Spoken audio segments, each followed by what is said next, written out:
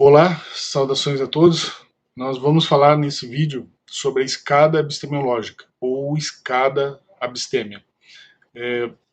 O que é essa escada? Essa escada é uma forma de a gente conseguir graficamente representar o caminho da abstinência, né? A gente chama de caminho hipotético ideal. É um caminho de abstinência, uma jornada abstêmia, e a gente consegue representar ela graficamente. Dentro desse caminho hipotético ideal, a gente consegue daí classificar os abstêmios, a gente consegue saber em que momento da abstinência ele está, e paralelamente a isso, a gente tem uma escada, uns degraus anteriores da escada, onde a gente consegue também ver o período de drogadição. Então, essa escada ela é muito útil, ela representa graficamente todo o período de abstinência de drogadição e a gente consegue daí identificar em que período da escada a pessoa está e daí a gente pode aplicar técnicas abstemiológicas mais restritivas ou menos restritivas. A gente pode saber o sistema ideológico em que a pessoa está inserida e por aí vai. Então a escada é muito boa, né? Muito, assim, não existe classificação certa ou errada, boa ou ruim. O que existe é útil ou inútil. E essa classificação é muito útil, tá? Para o meu dia a dia eu utilizo ela bastante. Então eu vou direto à classificação na escada e esse aqui é um modelo, tá? Esse é um modelo de escada. Eu vou deixar o mais alto que eu posso aqui na tela, tá? Nós temos aqui uma parte negativa que representa aqui esse período de drogadição, tá? E temos uma parte positiva que representa o período de abstinência, tá bom? Então nós temos aqui uma classificação trinária da fase de drogadição, tá? Mero usuário, usuário abusivo e adicto, e o nome disso é classificação trinária. É uma classificação bem prática, bem fácil da gente entender da relação da pessoa com drogas, tá? Nós temos para cá na classificação, na parte positiva da escada, uma classificação, aqui está quaternária, né? Mas é uma classificação quinária, tá? Eu utilizo normalmente para reduzir a escada apenas abstêmio menor, maior e mega abstêmio. Então eu utilizo nessas fases aqui, então seria uma classificação trinária, tá? A quaternária, se você incluir o abstêmio mínimo, que é a fase de desintoxicação, e ainda tem a quinária, que é mais ou menos aqui, né? Que ela inicia daqui até o mega abstêmio, nós temos o abstêmio maior real, tá? Aí seria uma classificação quinária. Ela completa é uma classificação quinária, de fato, tá? Tem 5 etapas. Bom, então a parte da drogadição seria a parte negativa e a parte positiva seria a parte da abstinência. Não tem muito mistério nisso, tá? Como é que a gente faz aqui com o mero usuário, usuário abusivo e adicto? A gente já falou, né?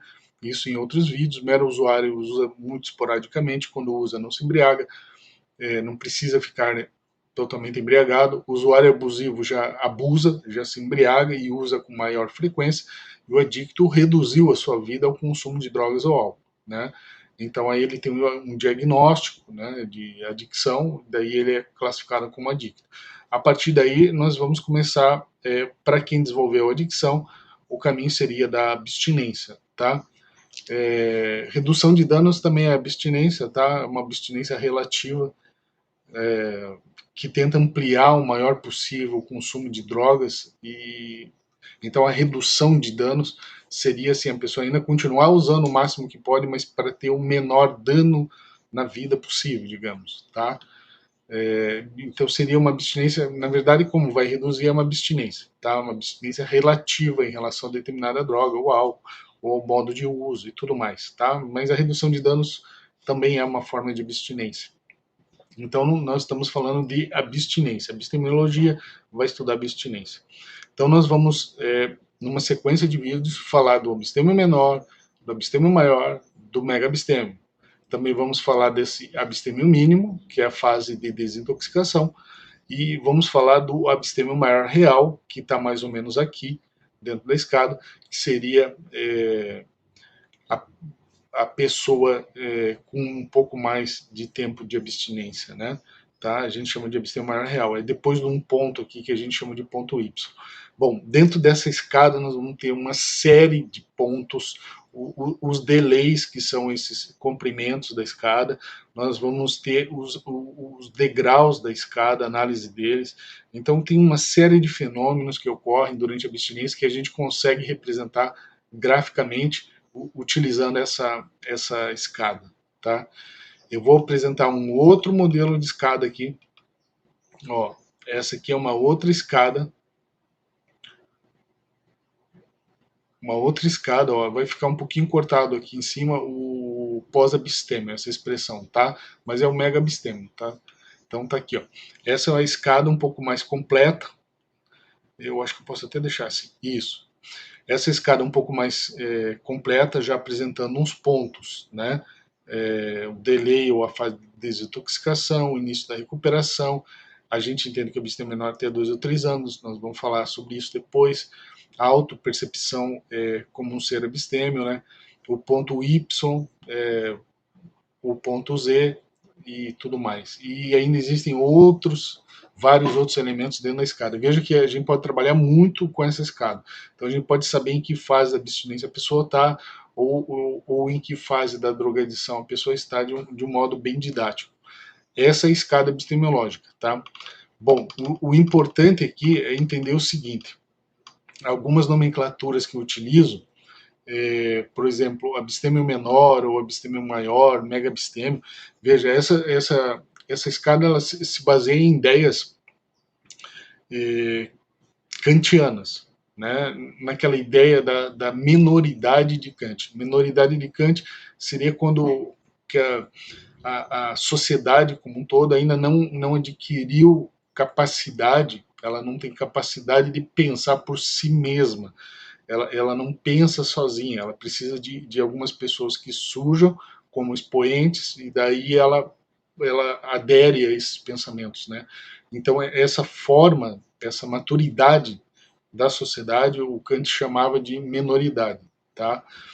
Dentro desse conceito simples, eu não vou me alongar nesse conceito do Kant, mas dentro dessa ideia, nós formulamos essas nomenclaturas, né, esses neologismos, como o abstêmio menor, abstêmio maior e o mega abstêmio.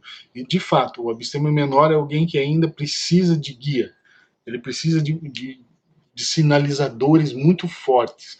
O abstêmio maior já é uma pessoa que consegue raciocinar um pouco melhor sobre a abstinência. E o mega abstêmio mais ainda. Então, nós conseguimos fazer essa classificação ser bem útil, né? Ela é muito útil para a gente. E ela se baseia em terminologias do Kant, tá? Por óbvio, né, existem outras terminologias que a gente pode utilizar, mas eu gosto dessas, tá? Então, abstêmio menor, quando a gente une essa palavra, fica tudo junto, fica abstê menor, tá? Abstê maior fica abstê maior. Abstêmio maior fica abstê maior, né? E o mega abstêmio é uma outra expressão, tá? Então a gente utiliza essa ideia kantiana, vamos dizer assim, né?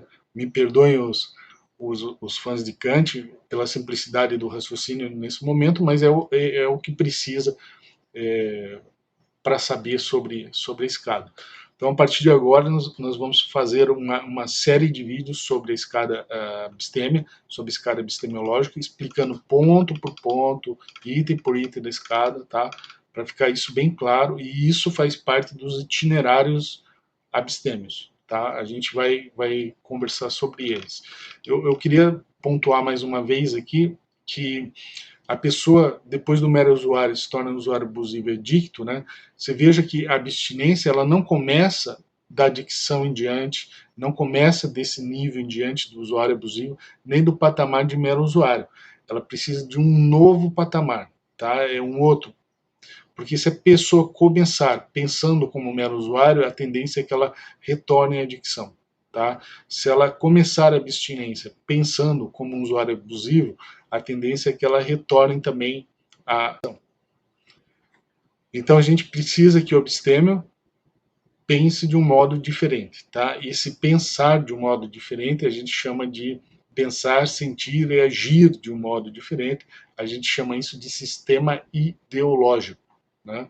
Então, o sistema ideológico do epistêmio menor é diferente do sistema ideológico do epistêmio maior, que é diferente do sistema ideológico do mega epistêmio. Então, por que a gente utiliza essa expressão, né? Essa terminologia? Veja, quando a gente faz uma pergunta para a pessoa e ela está no início da abstinência, ela vai te dar uma resposta. Para essa mesma pergunta, uma pessoa que já tem alguns anos de abstinência vai te dar outra resposta. E para essa mesma pergunta, uma pessoa que tem décadas de abstinência, ela te dará uma outra resposta, uma terceira resposta. Então veja, essas respostas, na verdade, elas sinalizam a forma com que a pessoa pensa sobre a abstinência. Então essas respostas, elas sinalizam sistemas ideológicos, formas de pensar, sentir e agir totalmente diferentes. Então a gente não pode pegar a abstinência e simplesmente traçar uma linha, né, um sistema meramente linear, né, e dizer que não há degraus, não há diferença, que todos os abstêmios são iguais. Não, isso não é real, tá? Existe uma diferença profunda e ela se baseia nesses sistemas ideológicos. Tanto que o que vincula o abstêmio à abstinência não é o tempo de abstinência, porque ele pode ter 20 anos de abstinência e estar na iminência de uma recaída. O que vincula ele à abstinência não é o mero lastro, né? Esse lastro que a gente chama lastro abstêmio.